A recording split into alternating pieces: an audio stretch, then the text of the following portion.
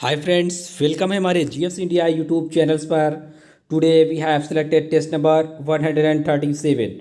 Friends, ये हमारा test number 137 है। इसमें जो हमने टॉपिक लिया है पीडियाट्रिक नर्सिंग, बाल चिकित्सा लिया है। ठीक है, काफ़ी इंपॉर्टेंट क्वेश्चन है जो आपके एग्जाम्स के लिए काफ़ी बेहद रोल प्ले करेंगे। ठीक है, ये एग्जाम्स में पूछे गए क्वेश्चन है और ये जितने भी नर्सिंग एग्जाम्स होते हैं ऑल स्टेट से, ऑल स्टेट के जितने भी सीएचओ एग्जाम्स, ऑल स्टेट के जितने भी एएनएम या स्टाफ नर्स के एग्जाम्स होते हैं, किसी भी इंट्रेंस एग्जाम्स जैसे कि BSc nursing, post BSc nursing या कोई भी इंट्रेंस एग्जाम्स होता है, उसके लिए काफ़ी इंपॉर्टेंट रोल प्ले करेंगे सभी क्वेश्चन। और सभी क्वेश्चन अच्छे लेवल्स के हैं। ऑल स्टेट से जितने भी Madhya Pradesh NHM and UP NHM, Rajasthan, Punjab, Chandigarh, PGI nursing, army nursing, CRPF nursing, Kerala, Maharashtra, Jharkhand, Bihar CHO, सभी स्टेट के लिए समान रूप से उपयोगी क्वेश्चन है। केरला, आसाम, महाराष्ट्र, तमिलनाडु, आंध्र प्रदेश, छत्तीसगढ़, सभी के लिए। ओके, चलिए स्टार्ट करते हैं।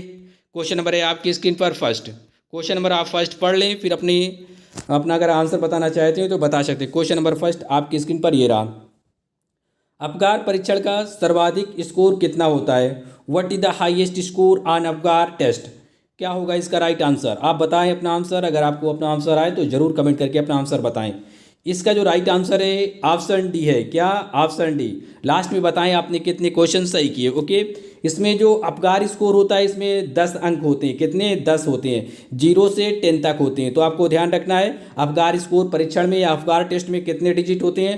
टोटल 10 डिजिट होते हैं। आप वीडियो को ज़्यादा स्किप ना करें क्योंकि थोड़ी डिटेलिंग्स होगी, क्योंकि ये नियोनेटल्स या चाइल्ड नर्सिंग है, इसमें बिना डिटेलिंग्स के आप समझ नहीं सकते। ओके, इसलिए ज़रूर आप पहली बार समझ रहे हैं इससे तो वीडियो को पूरा फुल देख लेना, स्किप ना करना। ठीक है, क्योंकि हो सकता है बहुत सारे पॉइंट हैं जो हम आपको बताएंगे, ओरल्स लिखना संभव नहीं होता, इसलिए आप समझे, वीडियो को ज़्यादा स्किप ना करें, ये आप ही के लिए फ़ायदेमंद होगा। ओके, यहाँ पर देखें 10 स्कोर टोटल होते हैं किसमें? अवगार स्कोर में। यहाँ पर देख सकते हैं 0 एंड 10 एंड 0 या 0 से 10 तक के जो नंबर्स होते हैं इसमें किसमें होते हैं? अवगार स्कोर में होते हैं। एक प्रकार का डिवाइस होता है, यहाँ पर देखें, या इसमें क्या की जाती है? रैंकिंग की जाती है। Okay, 10 is the highest score. 10 क्या होता है? हाईएस्ट स्कोर होता है। इसमें किसके हिसाब से दिया जाता है?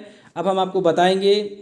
इसमें जो होता है हार्ट रेट देखा जाता है। क्या देखा जाता है? बेबी का हार्ट रेट देखा जाता है, मसल्स टोन देखी जाती है, रेस्पिरेटरी रेट देखा जाता है।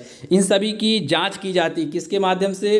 अवगार स्कोर के माध्यम से। अवगार का जो पूरा नाम होता है ये चीज़ समझिए। Appearance as call to appearance A for, P call to pulse, pulse rate देखा जाता है, जी कल टू ग्राइमेस या रिफ्लेक्स देखा जाता है, या बॉडी रिफ्लेक्स देखा जाता है, या बॉडी इरिटेबिलिटी देखा जाता है, एक्टिविटी देखा जाता है, मसल्स टोन देखा जाता है, रेस्पिरेटरी रेट देखा जाता है। ओके, ये सभी चीज़ें देखी जाती है। आपसे एग्जाम्स में इस प्रकार से पूछा जा सकता है। हमारी बात को आप ध्यान दें, एग्जाम्स में ये जो भी पॉइंट यहाँ पर मेंशन है आपसे इन्हीं में से क्वेश्चन बनाया जा सकता है कि अवगार के अंतर्गत निम्न में से कौन सा नहीं आता? Which of the following is not comes into avgar. Okay, या कौन सा अवगार के अंतर्गत नहीं आता या नहीं पाया जाता है, इज नॉट फाउंड। तो आपको बताना है इसके बाहर जो होगा या इन मीनिंग्स के अलावा जो होगा। और ये जितने भी वर्ड लिखे जो हिंदी मीडियम से हैं वो लोग इसे इंग्लिश में ही कंफर्म करेंगे। जब भी क्वेश्चन आप सॉल्व करेंगे एग्जाम्स में तो हिंदी इंग्लिश दोनों वर्जन देखेंगे, तभी एग्जाम्स में क्वेश्चन अच्छी तरह से आप सॉल्व कर सकते हैं, नहीं फिर बहुताया क्वेश्चन आपके गलत होंगे। ओके, तो ध्यान रखिए। अपीयरेंस देखा जाता है, जैसे कि स्किन कलर देखा जाता है, पेल है या ब्लू है, या बेबी जब डिलीवर्ड होता है तो उसका कलर कैसा होना चाहिए। ठीक है, एक क्वेश्चन आपके लिए है, मैं आपको दे रहा हूँ, आपको बताना है जब बेबी पैदा होता है या जन्म लेता है या डिलीवर्ड होता है तो उसका कलर कैसा होता है या कैसा अच्छा कलर कौन सा माना जाता है, पेल या ब्लू। ठीक है, यही दो कलर्स में मोस्टली क्या होता है, इन सब चीज़ों के बारे में जानकारी मिलती है। तो आपको बताना है इस पे अपीयरेंस के बारे में। ठीक है, आपको बताना है, ये जो हमने दोनों ऑप्शन दिए इन्हीं में आपको बताना है कि कौन सा अच्छा माना जाता है। ओके, अब देखिए पल्स, पल्स रेट देखी जाती है। पल्स रेट तो आपको पता होगा। और ग्राइमेस देखा जाता है। ग्राइमेस में क्या होता है, कई कई प्रकार के जो उसका जो चेहरा होता है, फेस होता है, किस प्रकार का, जब भी बच्चे क्या होते हैं पैदा होते हैं या डिलीवर्ड होते हैं उसमें क्या होता है, उनकी जो फेस की जो इरिटेबिलिटी देखी जाती है, क्या वो चिड़चिड़ेपन से एकदम चिड़चिड़ेपन जैसा फेस है उनका, या और भी या खुशहाल है, या उनकी चीख आ रही है, और भी कई प्रकार की चीज़ें देखी जाती हैं।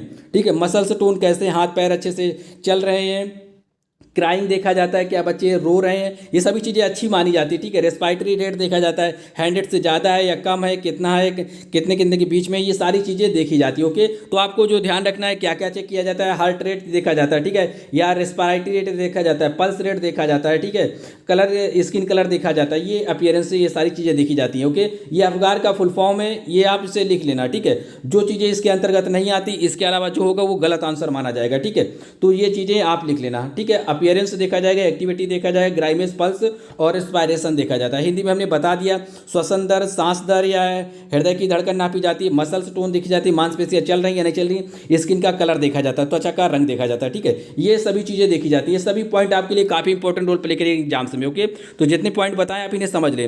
अब नेक्स्ट पॉइंट जहाँ से क्वेश्चन बनते हैं, और ओके, एक क्वेश्चन यहाँ से बनता है, ये लिखा है सिवियर डिस्प्रेस्ड। इसका मतलब ये है कि अफगार स्कोर अगर 0 से 3 के बीच में आता है किसी बेबी का, तो उसका मतलब वो क्या है, बहुत ही दयनीय स्थिति है, मतलब उसके जो कंडीशन है जब वो डिलीवर्ड हुआ अच्छी कंडीशन नहीं है, ठीक है। तो ये जब 0 से 3 के बीच का जो नंबर होगा तो ये क्या बताता है, सिवियर डिप्रेस्ड बताता है, मतलब काफ़ी बुरी हालत है, ज़्यादा अच्छी हालत है ही नहीं है, ठीक है। तो ये आपको समझना है, ये नंबर्स रैंकिंग दी जाती है, ओके। अब ये दिया जाता है जब बेबी पैदा होता है उसका कलर कैसा है, पेल है या मतलब पीले कलर का हुआ है या नीले कलर का है, और जब वो पैदा हुआ तो क्या वो रो रहा था या किस प्रकार का, यही सारी चीज़ें देखी जो हमने ऊपर में आपको बताया, ओके। पल्स रेट, ये सारी चीज़ें। फिर अब देखें मॉडरेट डिप्रेस्ड, एग्जाम में क्वेश्चन ऐसे पूछा जाता है कि सिवियर डिप्रेस्ड या अत्यधिक जो दयनीय स्थिति होती है अफगार स्कोर में वो कितनी होती है, जो सबसे खराब होती है, तो आप बताएंगे 0 से 3, ठीक है।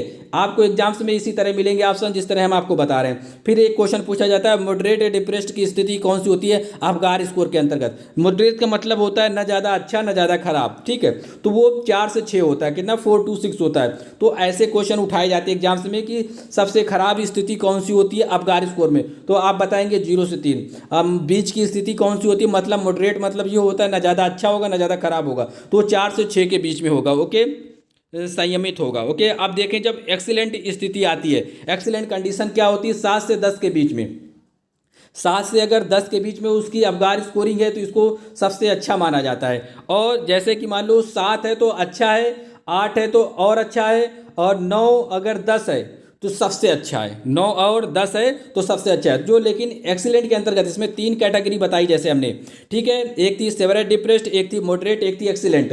तो इन्हीं जो तीनों कैटेगरी बताई, इन्हीं में से हमेशा क्वेश्चन पूछे जाते हैं एग्जाम्स में।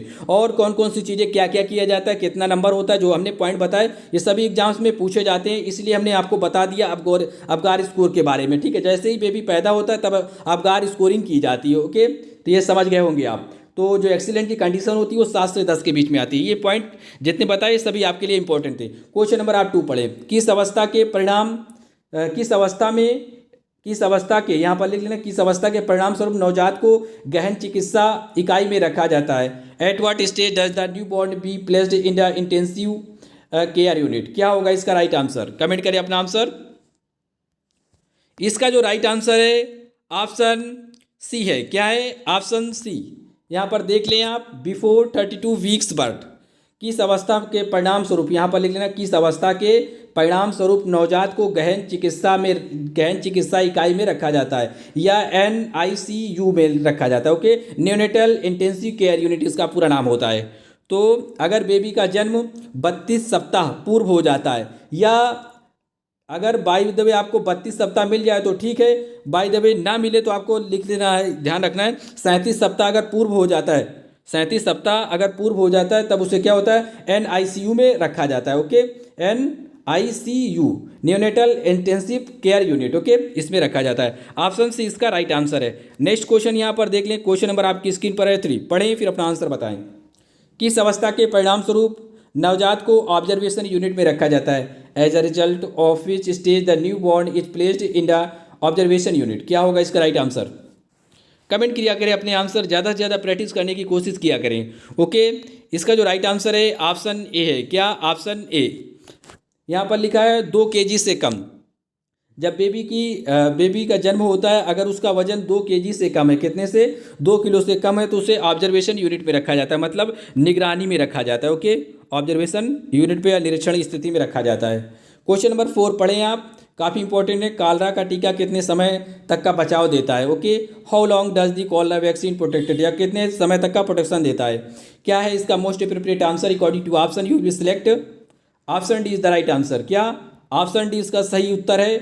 3 से 6 महीने की, 3 से 6 में जो कालरा का टीका होता है या वैक्सीन होती है, ठीक है, ये कितने समय के लिए प्रोटेक्शन देती है? ये 3 से 6 महीने के लिए देती है, लेकिन ज़्यादा बेहतर 3 महीने तक देती है। ओके, एंड ये मैक्सिमम क्या होता है? 6 तक। ओके, तो आपको ध्यान रखना 3 से 6 के बीच में, लेकिन ज़्यादा अच्छी प्रोटेक्शन होगी 3 महीने तक, लेकिन ध्यान रखेंगे आप 3 से 6 महीने के बीच में। ओके, तो कालरा का जो टीका होता है आपको ये बताना है कमेंट बॉक्स में ये किस माध्यम से दिया जाता है। ओके, मतलब एससी दिया जाता है, आईएम दिया जाता है, या ओरल दिया जाता है किसी से, या आईडी दिया जाता है। ओके, ये आप बताने की कोशिश करेंगे कमेंट बॉक्स में। ओके, जब आपको आप कोशिश करना, इसे नेक्स्ट वीडियो में हम कवर करेंगे। ओके, तो इसका जो आंसर है ऑप्शन डी है। काफ़ी इंपॉर्टेंट है, ध्यान रखिए क्वेश्चन को। यहाँ पर देख ले जो पॉइंट और आपके लिए बेहतर है।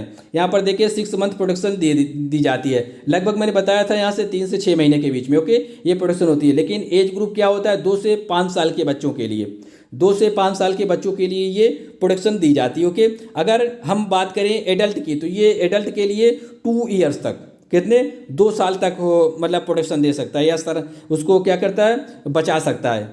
ठीक है, कौन सा वैक्सीन? ये कॉलरा का वैक्सीन। एडल्ट के लिए, जो एडल्ट अवस्था में होंगे उनके लिए 2 साल तक, जो बच्चे होंगे 2 से 5 साल के बीच के बच्चे होंगे 2 से 5 साल के लिए, तो उन्हें 6 महीने तक। ओके, उम्मीद करता हूँ समझे होंगे। क्वेश्चन नंबर आप पढ़ें 5 और मोस्ट अप्रोप्रिएट आंसर यहाँ पर फाइंड करें आप। 100 ml ब्रेस्ट मिल्क में कितने कैलोरी ऊर्जा होती है? How many calorie in 100 ml breast milk? क्या होगा इसका राइट आंसर? क्वेश्चन को अच्छे से पढ़ें, फिर इसके बाद जो मोस्ट अप्रोप्रिएट आंसर है वो बताएं आप।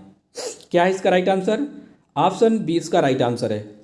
यहाँ पर 66 लिखा है, 66 कैलोरी। ओके, ब्रेस्ट मिल्क में कितने कैलोरी ऊर्जा होती है? लगभग में लिखा है। ठीक है, तो ये आंसर अकॉर्डिंग टू ऑप्शन के हिसाब से ऑप्शन बी करेक्ट होगा। ओके, मैंने आपको कई बार बताया भी है, कभी कभी 70 बताया है, क्या 70 कैलोरी। तो मैं यही हमेशा बताता हूँ आपको, हमेशा एग्जाम्स में अकॉर्डिंग टू ऑप्शन सॉल्व करना है। आपको देखना है 70 के आसपास कौन सा दिया गया है। ठीक है, तो आप बेहद तरीके से यहाँ पर देख सकते हैं कि जो 66 कैलोरी है, 66 कैलोरी, यही 70 के आसपास दिया गया था। ठीक है, ये मैंने आपको बताया था कि 100 ml में पिछले क्वेश्चन में कि कितनी कैलोरी ऊर्जा पाई जाती है, तो आपने बताया था कि 70% पाई जाती है, 70% पाई जाती है। 100 का अगर प्रतिशत भी निकालेंगे तो 70% पड़ेगा। ठीक है, 70%। ओके, यह कैलोरी में से आप समझ सकते हैं, तो ये 70 के आसपास 66 है।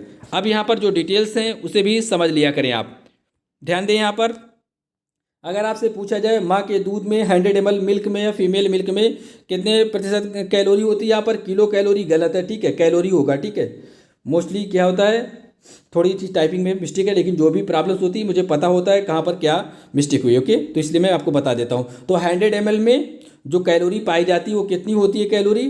तो आपको ध्यान रखना है 60 से 75 के बीच में कैलोरी होती है, लेकिन यहाँ पर लगभग में था 66। कभी कभी 70 मिल जाता है, क्या 70 मिल जाता है, तो ध्यान रखना है 70 कैलोरी होती है। ओके, 100 ml में माँ के दूध में। ओके, ये बात ध्यान रखना, जो भी पॉइंट हमने बताए।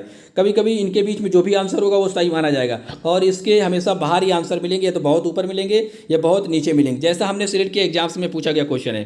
क्वेश्चन नंबर 6 है, आपकी स्क्रीन पर पढ़ें, फिर अपना आंसर बताने की कोशिश करें। क्वेश्चन नंबर 6 क्या है इसका राइट आंसर? एक नवजात की फेफड़ों की कुल क्षमता कितनी होती है? What is the total lung capacity of a newborn?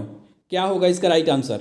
इसका जो राइट आंसर है ऑप्शन डी है, 150 ml होती है। कितनी? लगभग में है ये आंसर 150 ml। अगर हमारी बात मानिए आप, तो इसमें क्या होता है, 107 से 150 के बीच में होता है।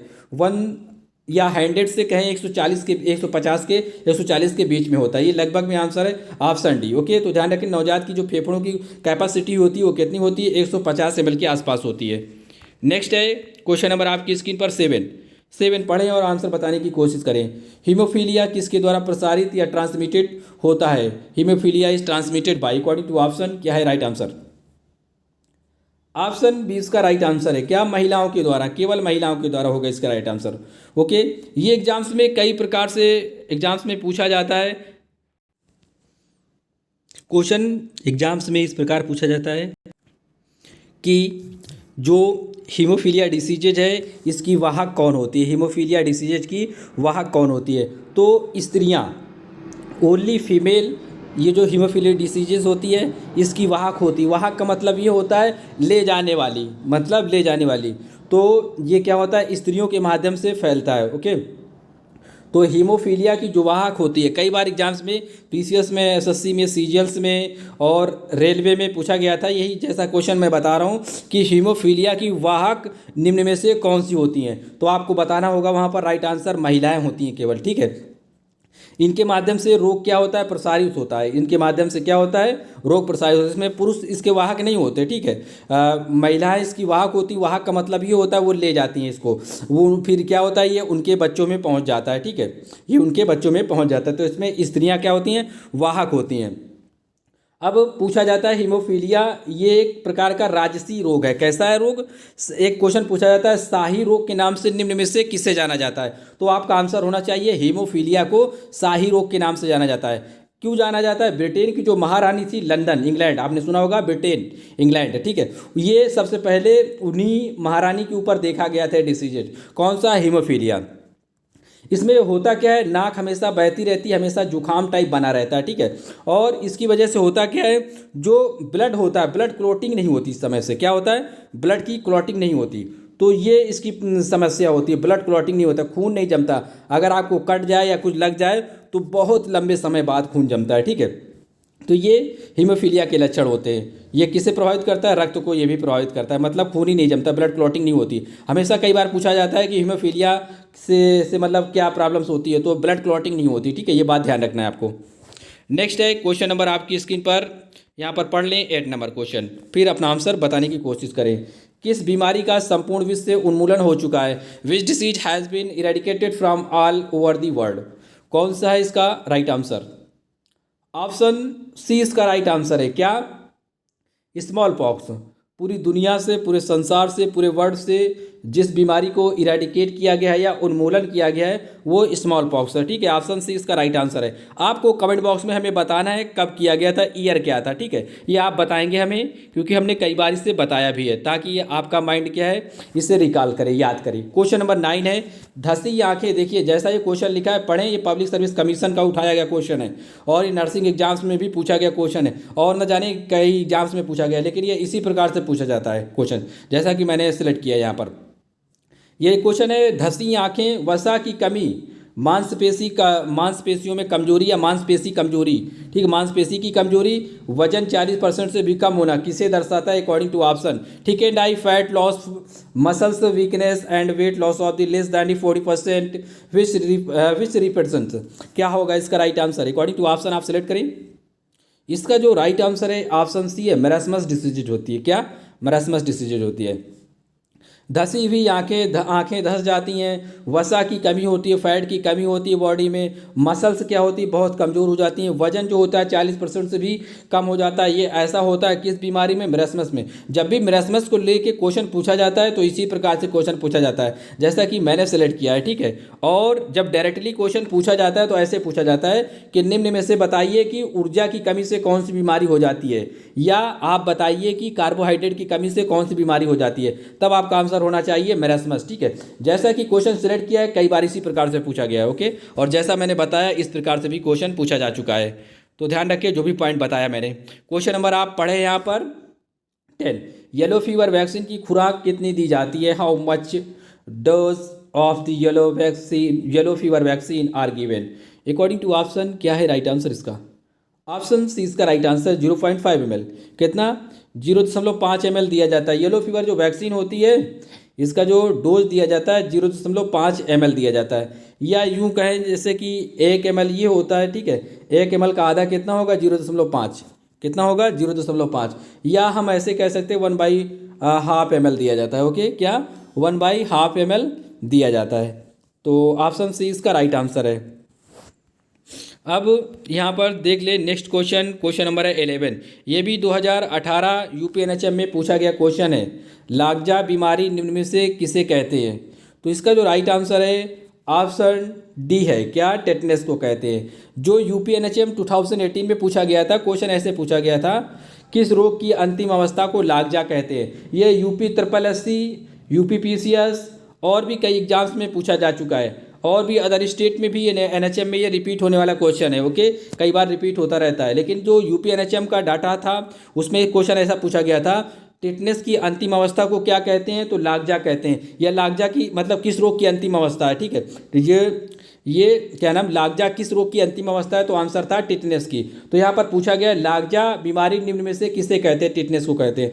जिस हिसाब से पूछा जाए आप उसी हिसाब से जो भी आंसर हो आप उससे सिलेक्ट कर लेना according to option. Okay, option D इसका राइट आंसर है। क्वेश्चन है आपकी स्क्रीन पर 12 नंबर। मानव दूध में वसा कितने प्रतिशत पाई जाती? What percent of fat is found in human milk? क्या है इसका राइट आंसर? इसका जो राइट आंसर है ऑप्शन बी है, कितना? 3 से 4%। ये मोस्ट अप्रोप्रिएट आंसर है, ये ऑप्शन के हिसाब से मोस्ट अप्रोप्रिएट आंसर है। अगर बाय द वे 3 से 5% भी मिले तो घबराए नहीं, हिम्मत के साथ इस ऑप्शन का मुकाबला करें, ठीक है। ये भी आंसर सही है, ठीक है। लेकिन क्या है, दोनों में से कभी एक साथ नहीं दिए जाएंगे, हमेशा जब भी दिया जाएगा सिंगल दिया जाएगा। 3 से 4% या 4 से 5%, ठीक है। तो दोनों कभी एक साथ नहीं मिलेंगे, घबराना नहीं है आपको। तो ध्यान रखें, 3 से 5% होगा या 3 से 4% होगा, दोनों में से एक ही होगा। लेकिन एक बात ध्यान रखना, यहाँ पर कार्बोहाइड्रेट ना लिखा हो। क्या? कार्बोहाइड्रेट। वसा ध्यान रखना, वसा होगा या फैट लिखा होगा। क्या? फैट या वसा, बात एक ही है। कार्बोहाइड्रेट कितना होता है मैं आपको बता दूं आपकी जानकारी के लिए, जो ऑप्शन सी पे लिखा है ना, ये कार्बोहाइड्रेट के लिए होता है। कार्बोहाइड्रेट इतना होता है, 7 से 8% होता है फीमेल मिल्क में, या मानव माता दूध में या फीमेल मिल्क में जो कार्बोहाइड्रेट होता है 7 से 8% होता है, ठीक है। और अगर बात करें फैट की तो ऑप्शन बी पे फैट है, ठीक है। ये 3 से 4% या 3 से 5% होता है। जो भी पॉइंट बताइए लिख लेना आप, ठीक है। यहाँ पर देख लें, mature female milk contains fat 3 to 5%। According to option select कर लेना आप, जैसा कि मैंने दिया है ऑप्शन पे, वहाँ पर ऑप्शन में 3 से 4% है। बाय द वे आपको 3 से 5 मिल जाए तो आप इसे भी मार्क कर सकते हैं ऑप्शन, ठीक है। क्योंकि क्या होता है, कुछ आंसर में क्या होता है, बाय हर एक कमीशन, हर एक स्टेट में जो कमीशन होती है एनएचएम की जो एग्जाम सेंड करती है, थोड़ा थोड़ा वेरिएशन आ जाता है कभी कभी। लेकिन ये जब भी वेरिएशन आता है तो 19-20 का आएगा। कैसा? 19-20 का, मतलब एक आध कम या एक आध ज़्यादा, 10-20 का नहीं आएगा, ठीक है। समझ रहे हैं आप हमारी बात? 19-20 का मतलब थोड़ा बहुत बदलाव आएगा, 19-20 का मतलब होता है थोड़ा बहुत अंतर, 10-20 का अंतर नहीं मिलेगा। 10-20 का अंतर का मतलब होता है 10 नंबर गैपिंग नहीं मिलेगी आपको, ठीक है। 19-20 का अंतर मिल सकता है लेकिन 10-20 का अंतर नहीं होगा। तो इसीलिए जैसा कि दोनों ऑप्शन बताए गए हैं, 3 से 4% और 3 से 5%, ये 19-20 के अंतर्गत है, ठीक है। इसी को कहा जाता है 19-20। उम्मीद करता हूँ आप ये बात समझ गए होंगे। क्वेश्चन नंबर है आपकी स्क्रीन पर 13, पढ़े फिर अपना आंसर बताएं। विटामिन ए की पहली खुराक कब दी जाती है? Is the first dose of the vitamin A given? क्या है इसका राइट आंसर? ऑप्शन सी इसका राइट आंसर है 9 मंथ, 9 महीने। विटामिन ए की जो पहली खुराक दी जाती है वो कब दी जाती है? एक न्यूबॉर्न बेबी को या इन्फेंट को, जो इन्फेंट को दी जाती है वो ऑप्शन सी पे मेंशन है, क्या? 9 महीने पर दी जाती है, ओके। और यहाँ पर देख ले कि कितने टोटल डोजेज दिए जाते हैं। 9 डोजेज दिए जाते हैं विटामिन ए के। कितने? विटामिन ए के जो डोजेज दिए जाते हैं, कितने दिए जाते हैं? 9 डोज दिए जाते हैं। काफ़ी इंपॉर्टेंट रोल प्ले करते हैं ये रतौंधी डिसीजेज के लिए, जीरोफथैलेमिया डिसीजेज के लिए, बाइटॉट स्पॉट के लिए, और भी कई बीमारियाँ होती हैं जो नाइट ब्लाइंडनेस, इन सभी के लिए क्या होता है, इन सभी को रोकने के लिए ये दिए जाते हैं, ठीक है। 9 डोजेज दिए जाते हैं टोटल। कई बार पूछा गया कितने डोजेज दिए जाते हैं? 9 डोजेज दिए जाते हैं। और एक बात ध्यान रखें, जो विटामिन ए की पहली खुराक दी जाती है वो कितनी दी जाती है? 1 के बाद 5 जीरो लगा लेना आप, ठीक है। और आयु लिख लेना, या वैल्यक आयु इतनी दी जाती है, ओके, पहली डोज। अब देखें क्वेश्चन नंबर आपकी स्क्रीन पर है 14। यहाँ पर पूछा गया है क्वेश्चन नंबर 14 पे, विटामिन ए की 2 खुराकों के मध्य कितना अंतर होना चाहिए, अंतराल होना चाहिए? What should be the interval between 2 doses of the vitamin A? ये क्वेश्चन एग्जाम्स में पूछा गया, ऊपर वाला भी पूछा गया क्वेश्चन है, ठीक है। तो क्या होगा, जब 2 डोज देनी जाती है, जैसे कि 9 डोज देना है बच्चे को या किसी भी इन्फेंट को या बेबी को, तो कितना अंतर होना चाहिए एक डोज देने के बाद दूसरे डोज में? तो ऑप्शन 20 का राइट आंसर होगा 6 महीने का, ठीक है। 6 महीने का अंतर होना चाहिए। विटामिन ए की एक खुराक से दूसरी खुराक या दूसरी खुराक से तीसरी खुराक या तीसरी खुराक से चौथी खुराक के बीच में जो अंतर होना चाहिए वो 6 महीने का अंतर होना चाहिए। आपसे एग्जाम्स में किसी प्रकार से थोड़ा बहुत घुमा सकता है कि 5वीं डोज से 7वीं डोज तक पहुंचने के लिए या 5वीं डोज से 7वीं डोज ये 6वीं डोज, मतलब एक ही पूछेगा यहाँ पर 5 से 6 डोज या 6 से 7 डोज के बीच कितना अंतर होगा। इस प्रकार से अगर नेमिंग कर दे आपसे तो आप बताएंगे 6 महीने का अंतर होगा। डोज कोई भी हो, कम से कम इसमें जो विटामिन ए की दी जाएगी डोज वो 6 महीने के अंतराल में दी जाएगी। Option B is the right answer. Okay, अब देख ले कितनी दी जाएगी। सेकेंड डोज जितनी दी जाएगी वो सब में 2 लाख आयु होगा। कितना? 2 लाख आयु। ओके, अब ये कितना दी जाएगी, मतलब 6 महीने के अंतराल में दी जाएगी। कितने साल की उम्र तक दी जाएगी? 5 साल की उम्र तक। जो भी पॉइंट हमने बताई आप बारी बारी लिख लेना। डोज कितनी दी जाएगी? पहली खुराक लिखोगे 1 लाख, कितनी?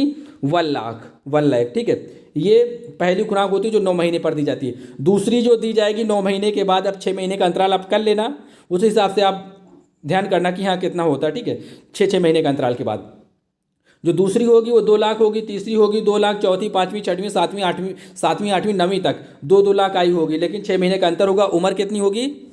5 साल की उम्र तक ऐसा दिया जाता है। ओके, उम्मीद करता हूँ आप समझ गए होंगे। जो भी पॉइंट यहाँ पर थे इंपॉर्टेंट बता दिया। क्वेश्चन नंबर आप 15 पढ़ें। जन्म के समय शिशु का वजन 1 किलोग्राम से कम होना क्या कहलाता है? What is the wait of the baby at birth less than 1 kg? ये पिछले वीडियो का क्वेश्चन है। मोस्टली सभी विद्वानों ने इसका आंसर सही दिया था। काफ़ी खुशी की बात है कि आप लोग पढ़ रहे हैं अच्छे से। इसका जो राइट आंसर है ऑप्शन सी है। क्या? Option C, ELBW। क्या है? ELBW। इसका मतलब होता है extremely low birth weight. Option C is the right answer. जब भी 1 किलो से कम वेट होगा किसी भी बच्चे या बेबी का जो जन्म लेता है उसे ELBW कहते हैं। बाकी जो ऑप्शन है उसे भी समझ लें। सभी ऑप्शन को हमने डिटेल्स कवर किया है यहाँ पर। वीडियो स्किप ना करें, आपके लिए फ़ायदेमंद है। ओके, यहाँ पर देखें ऑप्शन जो पूछा गया है उसके अकॉर्डिंग ऑप्शन राइट आंसर क्या होगा? ELBW। Birth weight is less than 1 kg। अगर 1 किलो से कम है, मान लो कि 900 ग्राम है बेबी का वजन, 700 ग्राम है, 750 ग्राम है, जब भी वो पैदा होता है जन्म लेता है, तो आप समझ लेना कि उसे ELBW कहेंगे। एक्सट्रीमली लो बर्थ वेट कहा जाता है, इसका पूरा नाम है। आपको ये बात ध्यान रखनी, ELBW। ओके, अब नेक्स्ट पॉइंट यहाँ पर ध्यान दें। यहाँ पर next point very low birth wait किसे कहेंगे? मतलब जिसे ऑप्शन में मेंशन था, सारे ऑप्शन डिटेल्स करें। Very low birth wait VLBW, जब बेबी का वजन 1.5 किलो से कम होगा। कितना? 1.5 किलो से कम होगा। 1.5 किलो से कम होने का मतलब है ये है कि 1400 ग्राम होगा या 1200 ग्राम होगा बेबी का, या 1000 ग्राम होगा। ठीक है, या 1000 ग्राम हो सकता है, या 1100 ग्राम होगा। क्योंकि जो क्वेश्चन यहाँ पर पहला पॉइंट मेंशन है, यहाँ पर लिखा है 1000 ग्राम नहीं लिखा, यहाँ पर लिखा है 1000 ग्राम से कम, तो उसे ELBW कहेंगे। अगर 1200 ग्राम, 1100 ग्राम, 1400 ग्राम, 1450 ग्राम, तो उसे वेरी लो बर्थ वेट कहेंगे, मतलब VLBW। आप इतना ध्यान रखें, ज़्यादा इसमें जब भी डाटा पूछा जाएगा तो दूर का डाटा पूछा जाएगा। 1 किलोग्राम से कम बेबी को क्या कहते हैं? ELBW। 1.5 किलो से या 1.5 kg से कम बेबी के मतलब बेबी होगा उसे क्या कहेंगे? VLBW। अगर LBW किसे कहेंगे? जब बच्चा पैदा होता है अगर उसका 2.5 किलो से कम वजन होता है, कितना? 2.5 kg से अगर लेस देन होगा या कम होगा तो उसे LBW कहते हैं। ओके, जो नॉर्मल वेट होता है बेबी का कई बार पूछा जाता है, तो आप ध्यान रखना 2 किलो से 2 kg से 3 kg, 3.5 kg के बीच में होता है, ये नॉर्मल वेट है। ठीक है, 2.5 kg to 3.5 kg between it is the normal weight of the newborn baby. Okay, ये क्वेश्चन पूछा जा चुका है कई बार में कि नॉर्मल वेट कितना होता है? इतना होता है। ओके, अगर 2.5 kg है तो क्या बेबी हेल्दी है? हाँ ठीक है, मॉडरेट स्थिति में अच्छा बेबी माना जाता है। ठीक है, अगर इससे कम है तो इसका मतलब क्या है? उसकी हालत ज़्यादा अच्छी नहीं है। ओके, और बाकी और भी जो अकॉर्डिंग टू ऑप्शन बताए ये सभी काफ़ी अच्छी कंडीशन नहीं मानी जाती। यहाँ पर समझ ले LBW, VLBW, ELBW जो भी पॉइंट बताए सभी इंपॉर्टेंट थे आपके लिए। अब देखें क्वेश्चन आपकी स्क्रीन पर था, यहाँ पर नॉर्मल वेट हमने मेंशन किया, अगर लिखना चाहें तो यहाँ से लिख सकते हैं। ये बर्थ के समय बेबी का नॉर्मल वेट अगर इसके बीच में होता है तो नॉर्मल माना जाता है, और यही रेंज होती है। क्वेश्चन आपकी स्क्रीन पर है 16। क्वेश्चन को काफ़ी सावधानी से पढ़ें और फिर इसका आंसर बताने की कोशिश करें। फ्लैग साइन निम्न में से किस में पाया जाता है? The flag sign is found in which of the following according to option. क्या है इसका राइट आंसर? ये आपको बताना है, कमेंट बॉक्स में से आप जरूर बताएं। इसे हम नेक्स्ट वीडियो में काफ़ी डिटेल्स के साथ कवर करेंगे ताकि आपके माइंड में ये बैठ जाए लाइफ टाइम के लिए। ओके, आपका ये से जब समझाएंगे तो काफ़ी अच्छे से समझाएंगे इसके बारे में, जो भी बातें हैं जो अक्सर एग्जाम्स में पूछी जाती है वो सभी पॉइंट हम मेंशन करेंगे। सभी लोग कोशिश करें इसका आंसर बताने की, ओके। काफ़ी सावधानी के साथ इस क्वेश्चन को पढ़ ले, फिर अपन आंसर बताएं, ओके, अकॉर्डिंग टू ऑप्शन, जो ऑप्शन दिए गए इसी के अकॉर्डिंग आपको बताना है। मैं अपनी वाणी को यहीं से विराम देता हूँ क्योंकि उस टाइम का अभाव होता है, इस वजह से थोड़ा टाइम कम मिलता है। तो thanks for watching friend, thank you, bye bye, take care. और हाँ, जीके जीएस पढ़ने के लिए हमारे दूसरे चैनल्स को भी सब्सक्राइब कर लें कि डिस्क्रिप्शन बॉक्स और कमेंट बॉक्स में दोनों जगह हम उसका लिंक दे देंगे, okay. Thank you, bye bye, take care.